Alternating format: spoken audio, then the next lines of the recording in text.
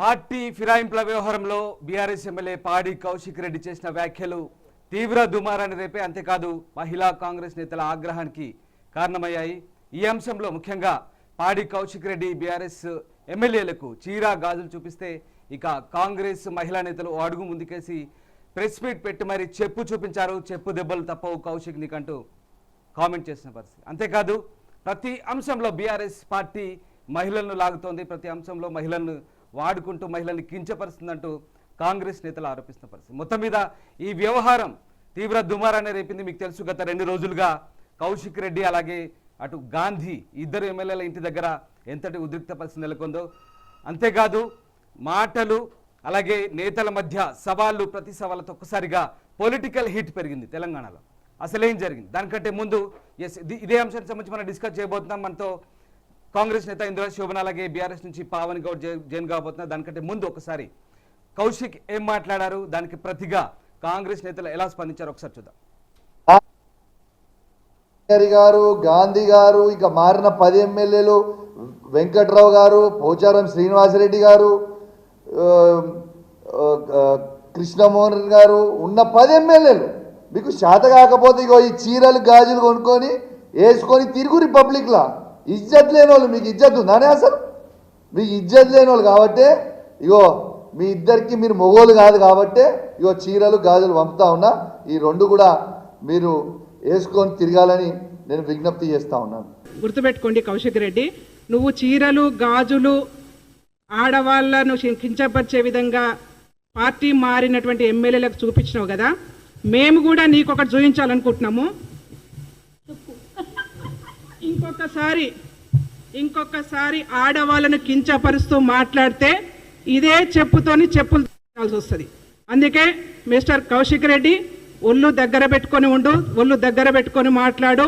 ఆడవాళ్ళను కించపరిచే విధంగా టీఆర్ఎస్ నాయకులు, బీఆర్ఎస్ నాయకులు పదే మాట్లాడుతున్నారు కాబట్టి ఇవాళ మేము ఈ సిచ్యువేషన్కి వస్తా ఉన్నాం. కాబట్టి ఇంకొకసారి మాట్లాడొద్దని చెప్పేసి హెచ్చరిక జారీ చేస్తా ఉన్నాం. అసలైన తొలి వెలుగు ఫాలో వాట్సాప్. ఏసీది విన్నారు కదా, పాడి కౌశిక్ వ్యాఖ్యలకు కౌంటర్గా కాంగ్రెస్ మహిళా నేతలు ఏకంగా గాంధీ భవన్లో ప్రెస్ మీట్ పెట్టి చెప్పు చూపించారు. మరి కౌశిక్, ఇక నీకు చెప్పు దెబ్బలు తప్పవు, కాస్త తగ్గి ఉండు అంటూ ఆయన హెచ్చరించిన పరిస్థితి కనబడటం. మొత్తం మీద ఈ వ్యవహారం అయితే తీవ్ర దుమారాన్ని రేపుతోంది, ఒక రకంగా రాజకీయ వేడిని పుట్టించింది. ముఖ్యంగా మహిళా నేతలు ఇన్వాల్వ్ అయి ఓ రకంగా సవాల్ విసిరే పరిస్థితి వచ్చింది కౌశిక్ రెడ్డి. అసలు ఏం జరుగుతుంది, ఈ వ్యవహారం ఎక్కడికి దారితీస్తుంది? మనతో పాటు జాయిన్ అవుతున్నారు కాంగ్రెస్ నేత ఇందిరా శోభన్, స్టూడియోలో ఉన్నారు మనతో అందుబాటులో. అలాగే బీఆర్ఎస్ నేత పావని గౌడ్ కూడా మనతో అందుబాటులో ఉన్నారు. ఇద్దరికీ నమస్తే అండి. ముందుగా ఇందిరా శోభన్ గారు, అసలేంటి ఈ వ్యవహారం? కౌశిక్ రెడ్డి చేసిన వ్యాఖ్యలు అలాగే దానికి ప్రతిగా మీ కాంగ్రెస్ మహిళా నేతలు కాస్త అగ్రెసివ్గా చెప్పు చూపించి మరి చెప్పు దెబ్బలు అంటున్నారు. సరే, ఈ వ్యవహారం అంతా మాటలు, సవాళ్ళు, ప్రతి సవాళ్ళతో ఒక రకమైన యుద్ధ వాతావరణం కనబడుతుంది. ఫస్ట్ అసలు నాకు విషయం చెప్పండి, ఇదంతా కౌశిక్ రెడ్డి గాంధీ మధ్య ఇది వ్యక్తిగత వ్యవహారమా, పార్టీల వ్యవహారంగా చూస్తున్నారా మీరు? పొలిటికల్ బిగ్ బాస్ షోగా చూడాల్సినటువంటి అవసరం ఏర్పడిందని చెప్పాల్సి వస్తుంది. ఎందుకనంటే ఇవాళ 2 ఎమ్మెల్యేలు రాజ్యాంగబద్ధంగా ఆర్టికల్ 14 and 15లో కులాలకు, మతాలకు, లింగ వివక్షతకి లోనవ్వకుండా నియమ నిబద్ధతతో పనిచేస్తామని రాజ్యాంగం పైన ప్రమాణం చేసి ఎమ్మెల్యేలుగా చెలామణవుతున్నటువంటి వాళ్ళకి ఇవాళ ఆ రకమైనటువంటి భాషతో బస్తీమే సవాల్, నేను నీ ఇంటి ముందు జెండా వాత్తా, నీకు దమ్ముంటే రా అంటే నీ దమ్ము ఎక్కడుండాలి? ప్రజల అభివృద్ధిలో దమ్ము ఉండాలి, ప్రజలకు పని చేసే దాంట్లో చిత్తశుద్ధి ఉండాలి, ప్రజల కష్టాల్లోని చిత్తశుద్ధి ఉండాలి. అవి వదిలేసి ఇవాళ ఇష్టారాజ్యంగా మాట్లాడుతుంటే ఇవాళ ఆ పార్టీకి సంబంధించినటువంటి ఆ పార్టీ అధినేతగా కేసీఆర్ గారు ఫామ్ హౌస్లో, కేటీఆర్ గారు అమెరికాలో, హరీష్ రావు గారు ఇక్కడ ఉండి డ్రామాలన్నీ కూడా చేస్తున్నట్టుగా మనం చెప్పాల్సిన అవసరం ఏర్పడింది ఈ సందర్భంగా.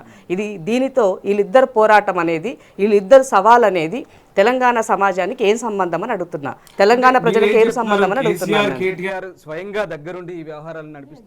100% వాళ్ళు ఇచ్చినటువంటిదే కదా. ఇప్పుడు ఫిరాయింపుల ద్వారా పార్టీకి సంబంధించినటువంటి ఎమ్మెల్యేలు పోతే మా పార్టీ పరిస్థితి ఏంది, అస్తిత్వం కోల్పోతున్నాం. కాబట్టి ఈ సందర్భంలో ఒక సినిమా ఫక్కీలో ఒక డ్రామా నడవాలి కాబట్టి అదే లైన్లో మనం దాన్ని చూడాల్సిన అవసరం ఉంది.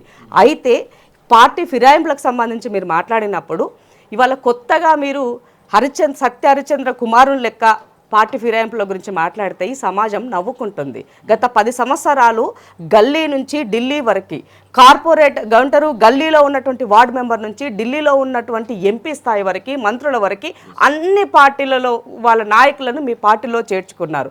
ప్రతిపక్షము ప్రశ్నించే గొంతుకలు ఉండొద్దని అన్ని వాటిని సంపేశారు. కేవలం కేసీఆర్ అన్నటోడే ఉండాలని మీరు అనుకున్నారు.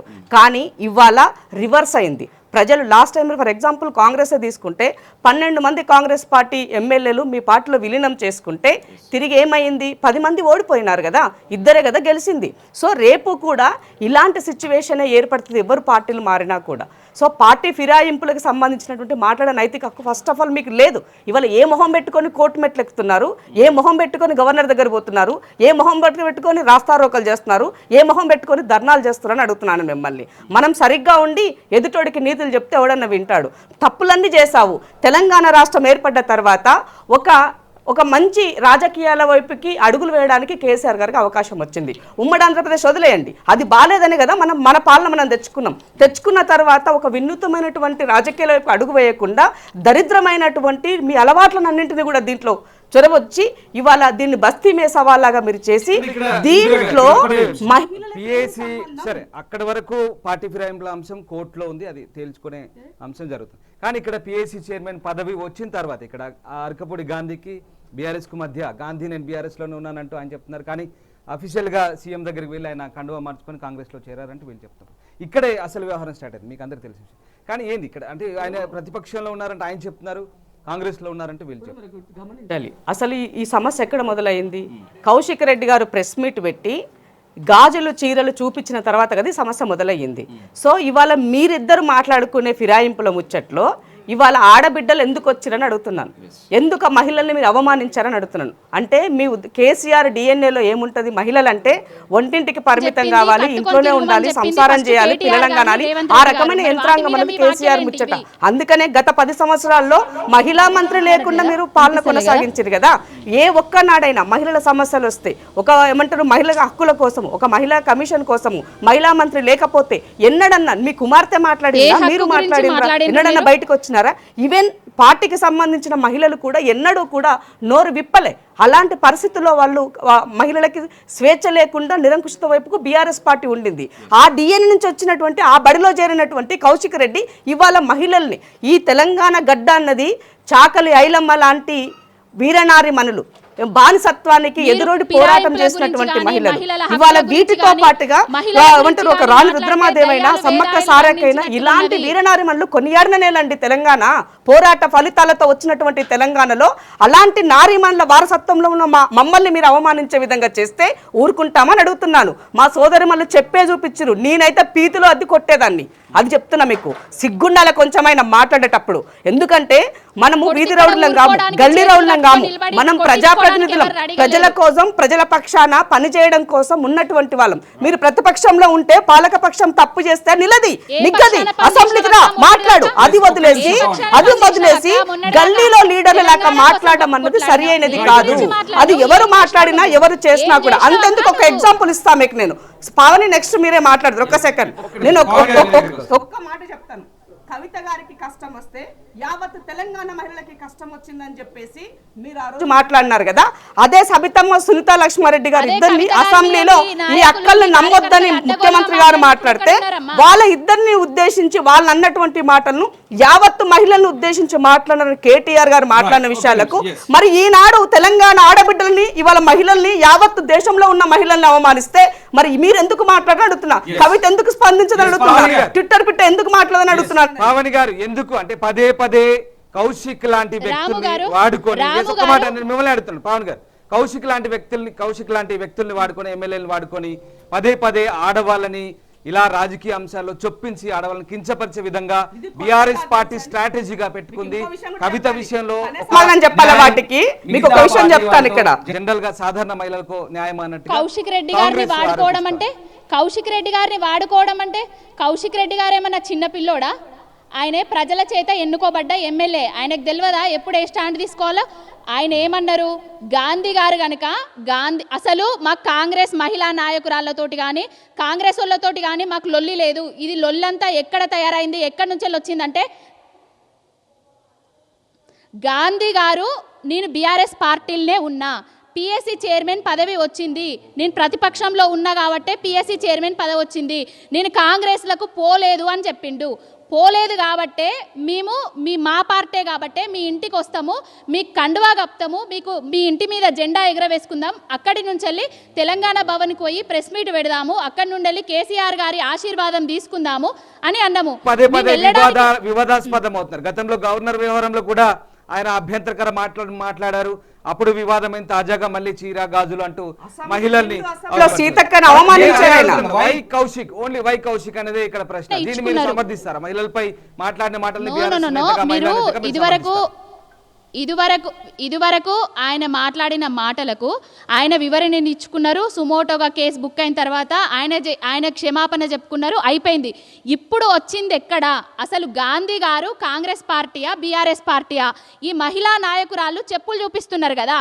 మరి ఈ రేవంత్ రెడ్డి సర్కారు కాంగ్రెస్ ప్రభుత్వం వచ్చిన తర్వాత 9 నెలలల్లా 1800 అత్యాచారాలు అఘాయిత్యాలు జరిగినాయి. మరి ఇవి ఎక్కడ పోయినాయి?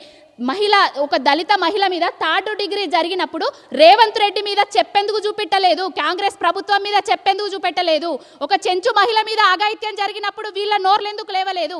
కేటీఆర్ గారిని రేవంత్ రెడ్డి అనే వ్యక్తి ఒక ముఖ్యమంత్రి స్థానంలో ఉండి ఆయన ఏం చెప్పిండండి? కేటీఆర్ నీకు చీరే గాజులు పంపిస్తున్నా, చాతనైతే నువ్వు అమ్మాయి లెక్క తయారై బస్సులో పో అని చెప్తున్నాడు. ఫ్రీ బస్సులు పెట్టడం వల్ల మంచిదే, కానీ బస్సుల శాతాన్ని పెంచకపోవడం వల్ల మహిళా సోదరిమణులందరూ ఇబ్బంది పడుతున్నారు అని ఆయన చెప్తే దాన్ని ఏదో వక్రీకరించి మీరు రాజకీయ కోణంగా చూసి ఆయనను మాట్లాడినప్పుడు మీరు అందరు ఎక్కడ పోయినరండి? మీరు చూపించిన పద్ధతే మేము వాడుకుంటున్నాము. ఇదివరకు 2001 డిసెంబర్లో కాల్వ సుజాత రవలి కేంద్రంలో ఢిల్లీల నుంచి వెళ్ళి రూపాయి పట్టుకొస్తలేరు, కేసీఆర్ గారికి మంత్రులకు అందరికీ చీరే గాజులు పంపిస్తారన్నారు. మరి అప్పుడు ఎక్కడ పోయినరండి వీళ్ళంతా? చీరే గాజులు అంటే మీకు చులకన అనిపిస్తుందా? ఆడవాళ్ళు అనేటోళ్ళు మాటల మీద నిలబడతారు, చీరలు పూర్తిగా లోకల్ నాన్ లోకల్ ఇష్యూ వచ్చి ఇక్కడ పూర్తిగా శాంతి భద్రతలు దెబ్బతినే అవకాశం ఉందంటూ ప్రభుత్వం భావిస్తుంది.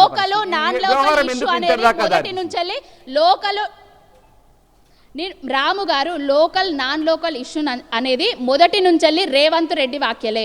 మీకు కావాలంటే ఆయన ఎంతమందిని ఎన్ని విధాలుగా ఎన్నెన్ని మాటలు మాట్లాడిండు, ఏం చేసిండు అనేది కూడా నేను మీకు వివరిస్తా. తెలంగాణ వచ్చిన తర్వాత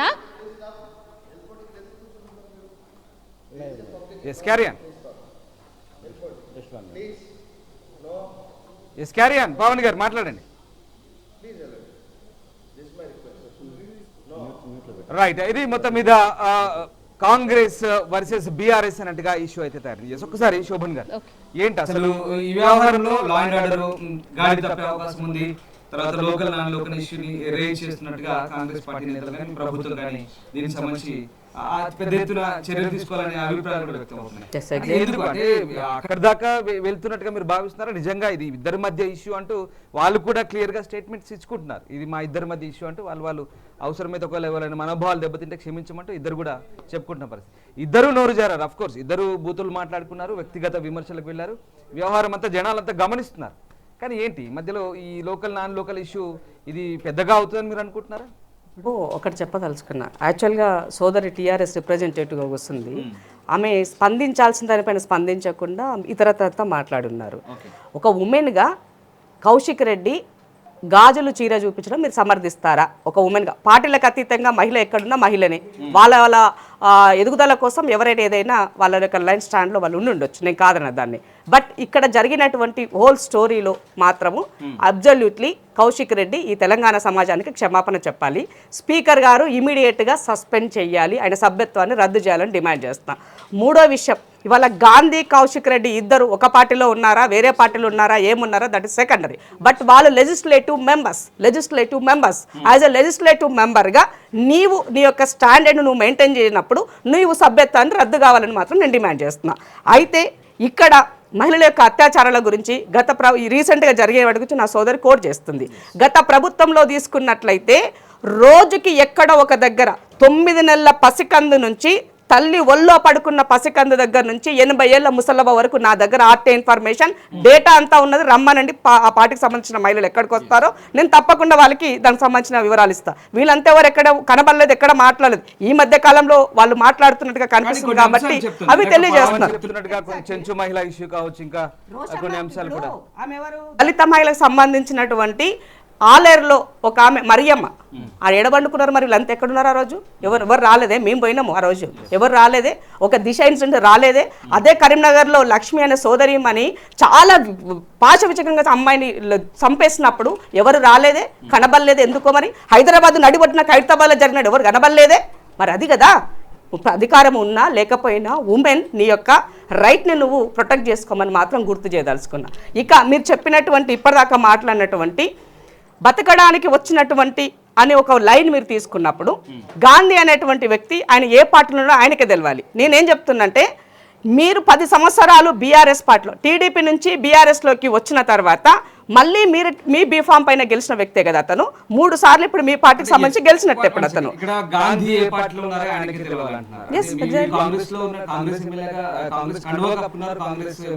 ఆయన చెప్పారు కదండి, నేను కాంగ్రెస్ కండువా కప్పుకోలేదు, నాకు నేషనల్ కి సంబంధించినటువంటిది అది మాత్రమే దేవుడి దగ్గర నుంచి కండువా కప్పారు, నేను కాంగ్రెస్ లో బీఆర్ఎస్ లో ఉన్నా. ఆయన చెప్పినాక లేదా ఆయన కాంగ్రెస్ లో ఉన్నా నేను ఎలా చెప్తానంటే చెప్పలేను కదా ఆ మాట. చేరిన లెజిస్లేటివ్ మెంబర్ చెప్పాలి కదా, అంతే కదా. ఇప్పుడు ఆయన చెప్పాను కదా నేను లేను అని చెప్పినారు. ఆయన లేదు అని చెప్పిన తర్వాత నువ్వు ఉన్నావని నేను తీసుకొచ్చి నా ఏమంటారు నా యొక్క దొడ్డులు కట్టేసుకుంటాను, అట్లా కాదు కదా. కేసీఆర్ ఏ దొడ్డులో అయినా సరే నా దొడ్డికి వస్తే చాలు నా బిడ్డ అని చెప్పినాడు. మేము అట్లా చెప్పడానికి సిద్ధంగా లేం. ఎప్పుడు ఫిరాయింపులు జరిగినాయి? రేవంత్ రెడ్డి గారు ఫిరాయింపులకు వ్యతిరేకంగా ఉన్నారండి. మీ పార్టీకి సంబంధించిన నాయకులు దానం నాగేంద్ర కావచ్చు, ఇంకొంతమంది నేతలంతా కలిసి గాంధీ ఇంటికి వెళ్ళడం, పరామర్శించడం అనే ధైర్యం చెప్పడం, ఇలాంటి ఘటనలన్నీ జరుగుతున్నాయి. ఎందుకు అంటే వై కాంగ్రెస్ లీడర్స్ ఎందుకు ఆయన ఇంటికి ఎందుకు వెళ్తున్నారు, ఎందుకు సపోర్ట్ చేస్తున్నారు? బ్యాక్ ఎండ్ లో అంతా వీళ్ళే నడిపిస్తున్నారు అన్నట్టు ఒక టాక్. గాంధీ ఇంటికి ఎవరు కాంగ్రెస్ పార్టీకి సంబంధించిన మా పార్టీ ప్రెసిడెంట్ కానీ వర్కింగ్ ప్రెసిడెంట్స్ కానీ లేదా ప్రభుత్వ తరపు నుంచి మా సలహాదారులు కానీ ఎవరు కూడా గాంధీ ఇంటికి ఈ గొడవలో వాళ్ళు ఎవరు వెళ్ళలేదు. మీరు ఎప్పుడైతే మాట్లాడినారో మాట్లాడిన వాటికి మాత్రమే మేము సమాధానం చెప్పాము. పార్టీ ఫిరాయింపులకు ఆజ్యం మీరు పోసి ఇవాళ పార్టీ ఫిరాయింపులకు సంబంధించి కాంగ్రెస్ గురించి మాట్లాడితే ఇవాళ రేవంత్ రెడ్డి పిసిసి ప్రెసిడెంట్ గా ఎస్ పార్టీ ఫిరాయించిన వాడిని రాళ్లతో రువ్వండి అని చెప్పిండు ఆ రోజు. ఇవాళ అదే స్టాండ్ లో ఆయన నిలబడ్డారు. కానీ ఎప్పుడైతే బీజేపీ బీఆర్ఎస్ ఒకే లైన్ లో మూవ్ అవుతూ మీరు మా పార్టీని కూలదోస్తాం 3 నెలలు 6 నెలలు నెల ఇది పడిపోతుంది రేవంత్ గవర్నమెంట్ ఉండదని మీరు చెప్పిన తర్వాత కదా మేము డోర్లు ఎత్తి పైకెచ్చి వచ్చేట వాళ్ళు రండి అని అడిగింది మేము.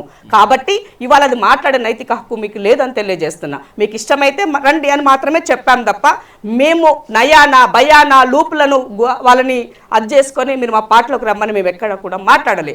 ఇక్కడ ఈ సందర్భంలో తెలంగాణలో అంటారు గ్రేటర్ హైదరాబాద్ పరిధిలో 24 నియోజకవర్గాలుంటే 24 నియోజకవర్గాల్లో బీఆర్ఎస్ పార్టీకి పట్టం కట్టినారు ప్రజలు. మరి మీకు ఇచ్చినారు, మిమ్మల్ని గెలిపించిన తర్వాత ఇవాళ మీరు ఆంధ్రోళ్ళు అని ఒక రెచ్చగొట్టే ఒక సెంటిమెంట్ లైన్ మీరు తీసుకున్నప్పుడు ఈ సెంటిమెంట్ లైన్ అంటే అస్తిత్వం కోల్పోతున్నాం కాబట్టి మళ్ళీ రెచ్చగొట్టి మిగతా ప్రజల్ని దగ్గర చేసుకోవాలని ఒక ఇంటెన్షన్ లో మీరు స్టేట్మెంట్ ఇస్తున్నా నేను అడుగుతున్నాను. నేను ఏది మాట్లాడినా ఏది జరిగినా కూడా ఇవాళ పొలిటికల్ లైన్ లోనే వెనక ఉండి మాట్లాడిస్తున్నటువంటి మూమెంట్ గా మనం చూడాల్సిన అవసరం ఉంది.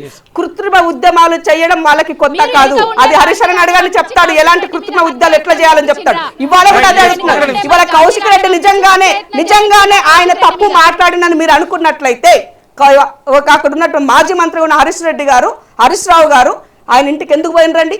ఇవాళ ఉంటారు మన పోలీస్ కమిషనర్ ముందు కూర్చొని ప్రొటెస్ట్ ఎందుకు చేస్తున్నారండి? బీఆర్ఎస్ పార్టీ వాళ్ళు అందరు వెళ్ళి ఆయనకు మద్దతు ఎందుకు పలుకుతున్నారండి? ఎందుకు పలుకున్నారు? ఆయన రెచ్చగొట్టే వ్యాఖ్యలు చేసి ఆంధ్రాల గురించి అని మాట్లాడుతున్నప్పుడు మీరు మద్దతు పలుకురంటే 100% కేసీఆర్ దీంట్లో ఉన్నట్టు.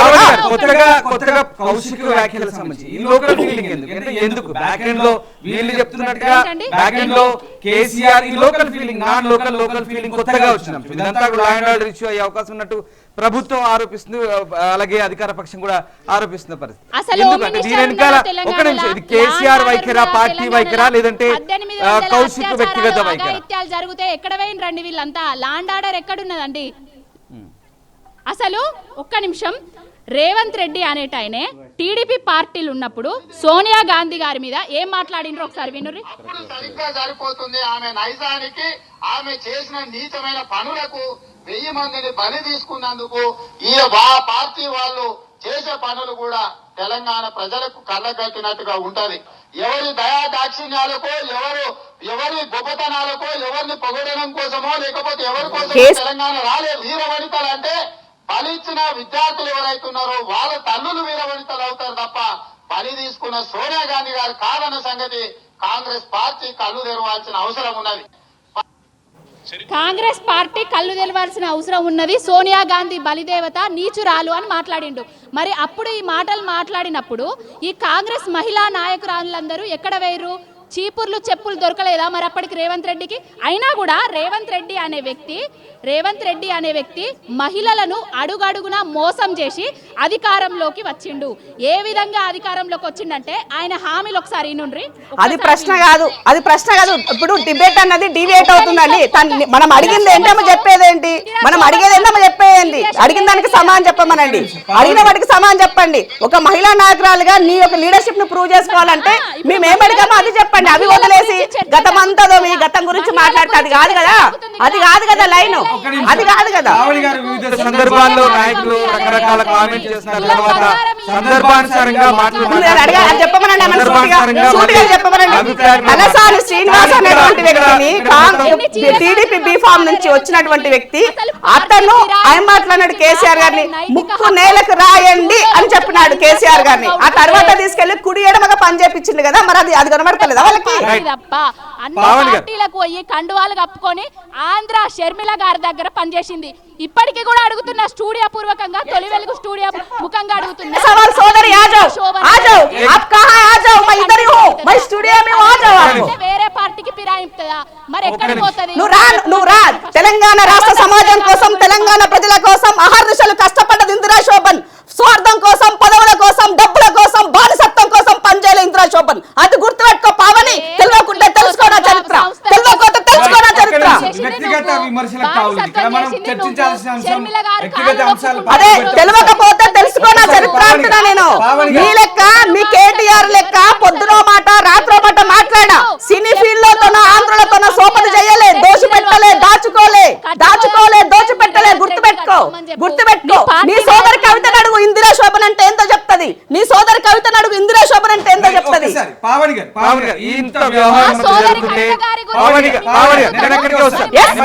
లిక్కర్ దందా చేస్తే బాగా మోస్తున్నారు కదా. లిక్కర్ దందా చేసి తెలంగాణ పరువు తీస్తే బాగా మోసారు కదా మీరంతా. అడగండి అమ్మ చెప్తుంది నా గురించి. మీ పార్టీ ఎమ్మెల్సీ అయింది. ఇప్పుడు ఆయన నీచంగా తైతక్క అన్నప్పుడు మీరందరు ఎక్కడికి వేయిండ్రు? చూసుకున్న డిబేట్ నేనేం మాట్లాడినా పావని, నేనేం మాట్లాడినా తెలుసుకో. వేరే వాళ్ళు ఆమెని లిక్కర్ బుట్ట నెత్తిన పెడితే ఒక మహిళ కించపరచరాదని మాట్లాడిన ఆమె నా గురించి తెలుసుకోకుండా మాట్లాడితే ఆమెకే బ్యాడ్. ఇది ఇందిరా శోభన్ లేదా పవన్ గౌడ్ మధ్య ఉన్నటువంటి ఫైట్ కాదు. ఇక్కడ నేనేం చెప్తున్నా అంశాల వరకు మనం చర్చిద్దాం. ఒక్క నిమిషం నేనేం చెప్తున్నాను. ఒక్క నిమిషం ఆగండి. ఇంత జరుగుతున్నా కూడా బీఆర్ఎస్ సంబంధించినటువంటి సరే కవిత అంశం వచ్చింది కాబట్టి కవిత గురించి ఎక్కడ wear is Kavitha, wear is KCR? ఎందుకు వీళ్ళు స్పందించలేదు? ఇంత పెద్ద వ్యవహారం జరుగుతుంది హైదరాబాద్ సిటీలో. ఒక రకంగా అలజడి వేగుతోంది. రాష్ట్రాలను తెలుగు రాష్ట్రాలు కూడా హైదరాబాద్ లో ఏం జరుగుతుందని ఫోకస్ పెడుతున్న పరిస్థితి. అసలేంటి? ఎందుకు బీఆర్ఎస్ అధినేత ఎందుకు స్పందించలేదు? ఫస్ట్ అది తెలుసుకోండి ముందు. కాంగ్రెస్ లో రేపే పదవి ఇవ్వకుంటే మళ్ళీ వేరే రైట్. ఒక నిమిషం పావని గారు మీరు ఒళ్ళు దగ్గర జాగ్రత్తగా పెట్టుకొని మాట్లాడు. టంగు నాలుక నరం లేని నాలుకని ఏది మాట్లాడినా కూడా దానికి రేపు సమాధానం చెప్పాల్సి వస్తుంది. పావని చాలా కేర్ఫుల్ గా మాట్లాడు. నా గురించి మాట్లాడేటప్పుడు ఒకటికి 4 సార్లు తెలుసుకొని మాట్లాడు. పర్సనల్ అటాకింగ్ నువ్వు మాట్లాడితే నేను అంతకు 4 చెప్తా. పావని గారు ఇంత జరుగుతున్నా కూడా కవిత ఇక్కడ కేసీఆర్ పవన్ గారు ఇంత జరుగుతున్నా ఒక్కసారి మీరు వ్యక్తిగతంగా వెళ్ళదు దయచేసి. ఇంత జరుగుతున్నా కూడా కేసీఆర్ కవిత ఎక్కడ అనే చర్చ సాగుతుంది. ఎందుకంటే ఆడవాళ్ళకి సంబంధించిన ఇష్యూ బేస్ చేసుకున్నప్పుడు కవిత ఖచ్చితంగా ఇన్వాల్వ్ అవుతుంది బీఆర్ఎస్ నుంచి. బట్ కేసీఆర్ కూడా ఇంత పెద్ద ఇష్యూ జరుగుతున్నా, హైదరాబాద్ లో ఇంత పెద్ద అలజడి జరుగుతున్నా, 2 తెలుగు రాష్ట్రాలు హైదరాబాద్ లో ఏం జరుగుతుందని ఫోకస్ పెడుతున్నా, వేలాది మంది లక్షలాది మంది దీన్ని గమనిస్తున్నా కూడా కేసీఆర్ ఎందుకు స్పందించలేదు? Where is KCR, where is Kavitha అనే ఒక ప్రశ్న తలెత్తుతోంది. ఎందుకు బీఆర్ఎస్ నుంచి అధిష్టానం స్పందించలేదు ఇప్పటి వరకు కూడా? ఇప్పుడు రాజు నేరుగా యుద్ధానికి రాడు. ఇప్పుడు కేసీఆర్ గారే స్పందించాల్సిన అవసరం లేదు. హరీష్ రావు గారు స్పందించిండ్రు, ఈరోజు రామన్న గారు స్పందించిండ్రు, ప్రతి ఒక్కరు స్పందిస్తూనే ఉన్నారు. మేము చేసింది ఏం తప్పు లేదు, కౌశిక్ రెడ్డి గారు చేసింది కూడా తప్పే లేదు. ఆయన మా పార్టీలో ఉన్నా అనేసి పిఎస్సిఏ చైర్మన్ తీసుకొని తప్పించుక తిరుగుతాండు. తెలంగాణ భవన్కి వస్తలేడు, ప్రెస్ మీట్ పెడతలేడు, కేసీఆర్ దగ్గరికి పోయి ఆశీర్వాదం తీసుకుంటలేడు. ఆయన మాకు కావాల్సింది ఏంటంటే గాంధీ గారు మరి కాంగ్రెస్ పార్టీలు ఉన్నాడా, బీజేపీ పార్టీలు ఉన్నాడా, మరి ఎంఐఎం పార్టీలు ఉన్నాడా, మరి కేఏ పాల్ పార్టీలు ఉన్నాడా, మరి బీఆర్ఎస్ పార్టీలు ఉన్నాడా, ఏ పార్టీలు ఉన్నాడో మాకు క్లారిటీ కావాలి. మాకు కాంగ్రెస్ వాళ్ళతోటి ఎలాంటి గొడవలు లేవు. మా కాంగ్రెస్ వాళ్ళతోటి ఒకటే గొడవ, 6 గ్యారంటీల మీద 420 హామీల మీద ఇస్తా అన్న హామీలన్నీ ఎగ్గొట్టుకుంటూ తిరుగుతున్నాడు. ఆ రేవంత్ రెడ్డి మీద మాత్రమే మాకు గొడవ. పాత కాంగ్రెస్ నాయకుల మీద మాకు ఎలాంటి గొడవలు లేవు. వాళ్ళు పాత కాంగ్రెస్ నాయకులు సాధు జంతువులు లాంటి వాళ్ళు, రేవంత్ రెడ్డి లెక్క కాదు. రేవంత్ రెడ్డి అనేటాయన వచ్చిన తర్వాతనే తెలంగాణలో అలజడులు సృష్టిస్తున్నాడు, తెలంగాణలో రౌడీ రాజకీయాన్ని ప్రేరేపిస్తున్నాడు, తెలంగాణలో అడుగడుగున ప్రశ్నిస్తున్నోళ్ళ మీద జర్నలిస్టులను చూడకుండా, సోషల్ మీడియా కార్యకర్తలను చూడకుండా, ప్రతిపక్ష నాయకులను చూడకుండా ఎక్కడికి పోతే అక్కడ దాడులు చేపిస్తున్నాడు. ప్రశ్నించే గొంతునన్నాడు, ప్రజా పరిపాలన అన్నాడు, నిర్బంధపు పరిపాలన తీసుకొచ్చి, కంచెల పాలనను తీసుకొచ్చి, అడుగడుగుల బూట్ల సప్పులను తీసుకొస్తున్నాడు. అసలు రేవంత్ రెడ్డి తెలంగాణను ఏం చేయదలుచుకున్నాడు? ఆయనకు అసలు క్లారిటీ ఉన్నదా? డైవర్షను హైడ్రామా పాలిటిక్స్లను చేస్తున్నాడు. తెలంగాణలో ఇచ్చిన హామీలను నెరవేర్చలేక మాత్రమే ఇలాంటి డైవర్షన్ పాలిటిక్స్ చేస్తున్నాడు. ఇప్పటికైనా డైవర్షను ఈ హైడ్రాలతోటి హైడ్రామాలను బంద్ చేసి తెలంగాణ మహిళలకు సంబంధించిన అంశం మీద దుమారం పెద్ద ఎత్తున హైడ్రా అనే సబ్జెక్ట్, అదంతా వేరే సబ్జెక్ట్, అది మళ్ళీ మాట్లాడదాం. కానీ ఇక్కడ ముఖ్యంగా మహిళలకు సంబంధించిన అంశం ఒక్కసారి మీరు అలాగే ఉండండి. ఎస్ శోభన్ గారు, మొత్తం మీద రేవంత్ ఇందాక ఆమె ఒక మాట చెప్పింది, కొంత ఇష్యూ అయింది మహిళా జర్నలిస్టుల మీద దాడి అంటూ రకరకాలుగా. సరే, మొత్తం రేవంత్ వచ్చిన తర్వాతే లా అండ్ ఆర్డర్ గతి తప్పిందంటూ ఆమె ఆరోపిస్తుంది. సో ఏం చెప్తారు? ఇప్పుడు మహిళా జర్నలిస్టు గురించి కూడా నేను మాట్లాడాల్సిన అవసరం ఉంది. ఎందుకంటే ఆ ఇష్యూ జరిగింది మా ఊరి పక్కకే, సీఎం గారి ఊరు మా పక్కనే, కొండారెడ్డిపల్లికి వాళ్ళు వెళ్ళారు. మీరు వెళ్ళినప్పుడు యాజ్ ఎ జర్నలిస్ట్గా న్యూట్రల్గా అక్కడ ఉన్నటువంటి ప్రజల దగ్గరికి వెళ్ళి ప్రజల సమస్యలని 2 సైడ్స్లో మీరు తీసుకోవాలి. ఎంతమందికి జరిగింది, ఎంతమందికి జరగలేదు, జరగకపోతే ఎందుకు జరగలేదని ఈ సమాజానికి మీరు చెప్పినప్పుడు ఆటోమేటిక్గా జరగని వాళ్ళకి న్యాయం జరుగుతుంది. That is our journalism, that is our 4th estate. But మీరు అది చేయకుండా ఒకవైపు వర్గంతోనే మీరు పనిచేశారు అక్కడ. కాబట్టి అక్కడ ఉన్నటువంటి వాళ్ళు మీరు ఇలా ఎందుకు చేస్తున్నారమ్మా, న్యూట్రల్గా తీసుకోండి అని చెప్పినారు. వాళ్ళు తీసుకున్న సందర్భంలో ఎవరిని కొట్టలే, ఏది జరగలే. అక్కడ ఆ చిప్ చేతిలో ఉన్నప్పుడు ఆ చిప్ని లాగే సందర్భంలో ఒకరి మధ్యలో ఒకరికి తోపులాట జరిగింది తప్ప అక్కడ ఏమీ అది అవ్వలేదు. బట్ ఏదేమైనప్పటికీ కూడా ఉమెన్ జర్నలిస్టుల దగ్గర అబ్బాయిలు అలా చేయకుండా ఉండాలి, చేయకూడదు, అది చేయకూడదు. లెట్ సీమా ఈ మొత్తం నోరుంది కదా అని వాగేసుకుంటే ఎట్లా? పరువు కాపాడు కాస్త మహిళలది. సో అలా ఉన్నటువంటి దానికి వెయిట్ చేయాల్సినటువంటి పరిస్థితి ఉండింది. బట్ అది జరగలేదు, పోలీస్ స్టేషన్కి వెళ్ళారు, దట్ ఇస్ డిఫరెంట్. ఇక జర్నలిస్టుల గురించి, న్యాయం గురించి బీఆర్ఎస్ వాళ్ళు మాట్లాడితే దయ్యాలు వేదాలు వల్లించినట్టే ఉంటుంది. 4 గంటలు ప్రెస్ మీట్ పెడితే ఒక జర్నలిస్ట్ వేసి మాట్లాడితే చూసావా ఏం మాట్లాడినామన్న చరిత్ర వాళ్ళది. జర్నలిస్టులను ప్రశ్నించే గొంతుకలు ఇదే తొలి వెలుగులో ఉన్న రఘుని ఎవరు తీసుకుపోయి కొట్టినారు, అదే ఉన్నటువంటి దాంట్లో తీర్మానంలో ఒక జర్నలిస్ట్ అని చెప్పుకుని ఆయన చేసినారు. ఈ జర్నలిస్టులే కాకుండా చాలా మంది జర్నలిస్టులను కూడా అనగదొక్కి మీరు కాదా వాళ్ళ గురించి వాళ్ళ కొత్తగా మాట్లాడితే ఎట్లా? అది కాదు కదా. మనం ఏది మాట్లాడినా 4000 వెనక్కి చూపిస్తాయో గుర్తుపెట్టుకోండి. ఇక సంక్షేమ పథకాల గురించి మాట్లాడినారు. KG to PG మానసపుత్రిక కేసీఆర్ది ఏమైంది? ఏం చేసిరు? విద్యా వ్యవస్థను పూర్తిగా నిర్వీర్యం చేస్తున్నారు. ఇవాళ వైద్యాన్ని పూర్తిగా నిర్వహించారు. నేను రాను బిడ్డో సర్కారు దవాఖానకి అని నేను ఆర్టికల్స్ రాసిన పార్టీ ఫిరాయింపుల పైన నేను ఆనాడు చెప్పిన 2019లో ఈ ఫిరాయింపులే నేటి ఫిరాయింపులే రేపు ఫిరంగులై పేలుతాయని చెప్పిన. ఇవాళ ఏమైంది? గదే అయింది కదా. కానీ ఒకటి, ఎవరమైనా కూడా ఒక పబ్లిక్ కి సంబంధించినటువంటి పబ్లిక్ రిప్రజెంటేటివ్ గా బాధ్యత అనేది ఉండాలి. పాలక పక్షమైనా ప్రతిపక్షమైనా కూడా బాధ్యత ఉండాలి. ఎనీ టైం ఎప్పుడైనా కూడా తప్పు చేస్తే ఈ ప్రభుత్వం నేను తప్పు చేస్తాను స్వీకరించే సిద్ధంగా ఉంది. ఇవాళ రేవంత్ రెడ్డి గారిని మీరు టార్గెట్ చేస్తూ ఆయన వచ్చినాకనే చిచ్చు పెట్టాడు, ఆయన వచ్చినాకనే జరిగిందంటే మీ పాలనలో ఏం చేశారో ఈ సమాజానికి తెలుసు కాబట్టే మిమ్మల్ని ఎక్కడ ఉంచాలో ఎక్కడ పరిమితం చేయాలో అక్కడ చేశారు. ఇవాళ రేపు జనాల మధ్యకి వెళ్తే చీకొట్ట పరిస్థితిలో ఉన్నప్పుడు మిమ్మల్ని ఆధారం కోసము పొద్దున్నేసే తాతాలాడుతారు. ప్రతి చిన్న విషయాన్ని రాజకీయానికి వాడుకుంటున్నారు. ఇంత దరిద్రంగా కాంగ్రెస్ పార్టీ ప్రతిపక్షంలో ఎప్పుడు ఇలా మాట్లాడలే. కాంగ్రెస్ నేచర్ కూడా అది కాదు, అలా చేయదు కాంగ్రెస్ పార్టీ. ఒక డెమోక్రటిక్ లైన్ లో కాంగ్రెస్ వెళ్తుంది. మీరు డెమోక్రటిక్ కాదు, ఒక నియంతృత్వంలో ఉన్నారు కాబట్టి బానిస సంఖ్యల నుంచి ఇవాళ సమాజం హ్యాపీగా ఉన్నది. ఇవాళ మేము వచ్చిన తర్వాత ఉద్యోగస్తులకి ఇప్పుడు ఆమె సంక్షేమ పథకాల గురించి మాట్లాడింది. రమ్మని చెప్పండి 1 2 ఏ దానికైనా సమాజం చెప్పడానికి సిద్ధంగా ఉన్నా. బట్ అలా కాకుండా సబ్జెక్ట్ లేకుండా డైవర్ట్ పాలిటిక్స్ కి మాట్లాడేటువంటి పరిస్థితిలో ఉంటే ఊరుకున్న ప్రసక్తి లేదు. కవిత అంశంలో మాత్రం కవితకి ఏదైనా జరిగితే తెలంగాణ మొత్తానికి ఏదో జరిగినట్టుగా బీఆర్ఎస్ భావిస్తుంది. బీఆర్ఎస్ నేతలంతా కూడా రోడ్లపైకి వచ్చేస్తారు. కానీ ఇలా మహిళలు కించపరుచు మాట్లాడితే ఎందుకు బీఆర్ఎస్ నేతలు ఖండించారంటూ కాంగ్రెస్ నేతలు మిమ్మల్ని ప్రశ్నిస్తున్న పరిస్థితి. At the same time local non local issue ఒకటి, ఈ 2 అంశాలు కూడా ఇక్కడ ప్రధానంగా హైలైట్ అవుతున్నాయి. సో మీ ఏంటి అసలు అంటే ఈ 2 అంశాలకు నాకు సమాధానం చెప్పాల్సిన అవసరం. ఒకటి, ఫస్ట్ మహిళల విషయంలో బీఆర్ఎస్ ఎమ్మెల్యే ఇలా మాట్లాడినప్పుడు ఎందుకు బీఆర్ఎస్ మహిళా నేతలు స్పందించలేదు అనేది అధికారికంగా ఒక విషయం. రెండోది, ఇలా లోకల్ నాన్ లోకల్ ఇష్యూ వస్తే రేపు జిహెచ్ఎంసీలో మీకు బీఆర్ఎస్ కు దెబ్బ కాదా? మీ పార్టీ పరిస్థితి అంతెందుకు, సీతక్క నిత్యం ప్రజలతో ఉంటది. ఆమె పైన ఇదే కౌశిక్ రెడ్డి అనుచిత వ్యాఖ్యలు చేస్తే మరి నా సోదరు ఎందుకు మాట్లాడలేదు, ఎందుకు మందలించలేదు? హలో రాము గారు,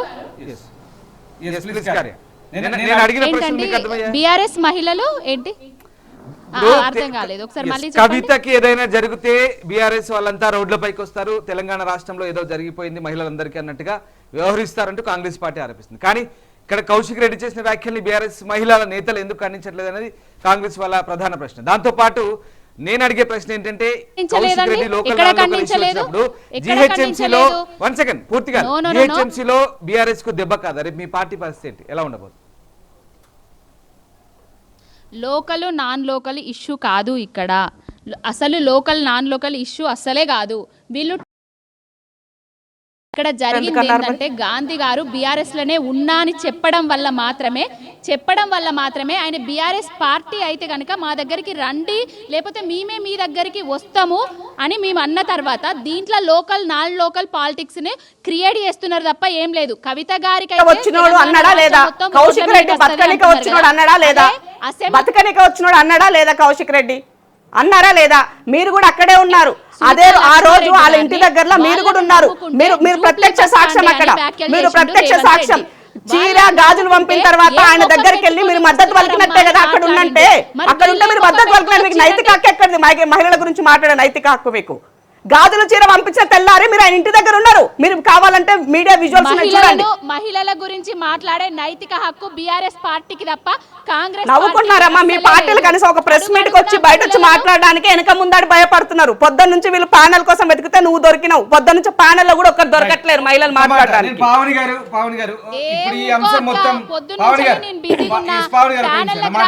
దొరకలేదు అది అబద్ధం. నేను పొద్దున్న నుంచి బిజీగా ఉన్నా, మీరేమో ప్రజా సమస్యలను గాలి కొదిలేసి ప్యానెల్ కరెక్టే. ఇందిరా శోభన్ ఉన్నదా, జనల మధ్య పావని ఉన్నదా కనబడి అడగండి. నేనేమడుతున్నానంటే, ఇప్పుడు కౌశిక్ రెడ్డి చేసిన వ్యాఖ్యలు అలాగే గాంధీ గారు చేసిన వ్యాఖ్యలు, ఈ ఇద్దరు కూడా ఇది వాళ్ళ ఇద్దరు వ్యక్తిగత సమస్యగా అనుకుంటున్నారా లేదా పార్టీల సమస్యగా అనుకుంటున్నారా? అనుకుంటే మీ పార్టీ స్టాండ్ ఏంటంటే చెప్పమంటున్నారు, మీరేమంటారు? ఇప్పుడు గాంధీ గారికి కౌశిక్ రెడ్డి గారికి గట్టు సమస్యలు, భూముల సమస్యలు, ఇళ్ల తగాదాలు అయితే లేవు. గాంధీ గారు ఏంటంటే మేము బీఆర్ఎస్ పార్టీలనే ఉన్నా అని చెప్పడం వల్ల మాత్రమే పాడి కౌశిక్ రెడ్డి గారు మొదటి నుంచెల్లి అనర్హత వేటు గురించెల్లి ఆయన లేఖ ఇచ్చింది ఈయననే. వివేకానంద గౌడ్ గారు పాడి కౌశిక్ రెడ్డి గారే మొదటి నుంచెల్లి కొట్లాడిండ్రు. హైకోర్టులో వీళ్ళకు ఎదురు దెబ్బ తగలడం వల్ల మతి భ్రమించిపోయి వీళ్ళు ఏం చేస్తున్నారో వాళ్ళకే తెలియట్లేదు. 4 వారాలల్లో స్పీకరు ఎలాంటి నిర్ణయం అయినా తీసుకోవాలని వీళ్ళకు హైకోర్టులో మొట్టికాయలు పడ్డాయండి. పడ్డ తర్వాత లేదు, స్పీకర్ గారికి ఉన్న విచక్షణ అధికారుల ప్రకారంగా కోర్టు స్పీకర్ కి డైరెక్షన్ చేసేది లేదు. సుప్రీంకోర్టు అడ్వకేట్ చెప్పినటువంటి ముచ్చట మీరు కావాలంటే తెలుసుకోండి ఆ విషయంలో. సరే ఒక్క నిమిషం. ఇప్పుడు మీరు ఇప్పుడు కోర్టులు మీదికే పనిచేస్తానే అంటారు, మాదికు పనిచేస్తానే. ఇగో మీకు అనుకూలంగా తీర్పులు వస్తే మాత్రం కోర్టులు న్యాయ వ్యవస్థలు మంచివండి. మాకు అనుకూలంగా వస్తే మాత్రము వాటికి కాన్స్టిట్యూషన్ లో ఉన్నటువంటి హక్కుల ప్రకారంగా మాత్రమే నేను కోర్టు చేసి చెప్పిన. ఇది నా సొంత కవిత్వం కాదు. రైట్, ఒకసారి కేటీఆర్ కూడా ఈ అంశంపై స్పందించారు. కేటీఆర్ నిన్న మొన్నటి వరకు అమెరికాలో ఉన్నారు, ఇప్పుడు అమెరికా నుంచి తిరిగి వచ్చిన తర్వాత కేటీఆర్ మాట్లాడారు. మరి కేటీఆర్ ఏం మాట్లాడారు ఒకసారి చూద్దాం. నేను అడుగుతా ఉన్నా మా కౌశిక్ రెడ్డి అడిగిన ప్రశ్ననే, ఏ పార్టీలో ఉన్నావు గాంధీ?